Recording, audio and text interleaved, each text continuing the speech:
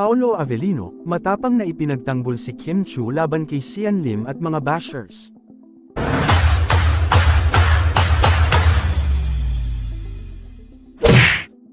Aktor na si Paolo Avellino inilahad na poprotektahan ang aktres na si Kim Chiu laban sa kahit sinong may balak na pabagsakin at suran ang aktres. Nakikiusap na ang aktor na si Paolo Avellino sa lahat ng mga netizens na itigil na ang pagpapalaki sa isyu nina Kim Chiu at Sian Lim. Tila nakiusap na rin umano si Paolo Avellino kay Sian Lim na itigil na ang panggagamit kay Kim Chiu para lalong mapag-usapan ng mga netizens. Ayon kay Paolo Avellino, dapat ay itigil na ang mga ginagawa kay Kim Chiu dahil minsan ay nakakaapekto na ito sa mental health ng aktres.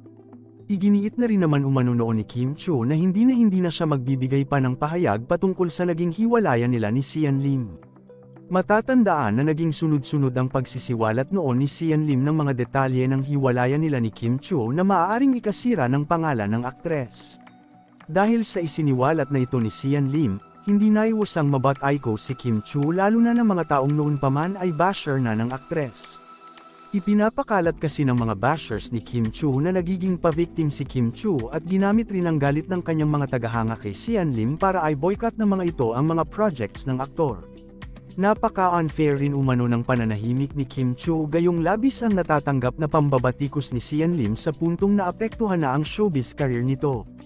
Subalit, tila wala pa ring balak si Kim Chiu na magsalita kahit pa nababatikos na siya ngayon. Kaya naman mismong si Paolo Avellino na ang nakikiusap na sana ay tigilan na lamang si Kim Chiu at patahimikin na rin ang isyu nila ni Sian Lim, dapat kahit ano pa umano ang nangyari ay hindi na maibabalik ang nakaraan. Ayon pa kay Paolo Avellino, na huwag nang pilitin si Kim Chiu dahil hindi talaga ito magsasalita ng kahit ano bilang pagrespeto sa naging relasyon nila ni Sian Lim.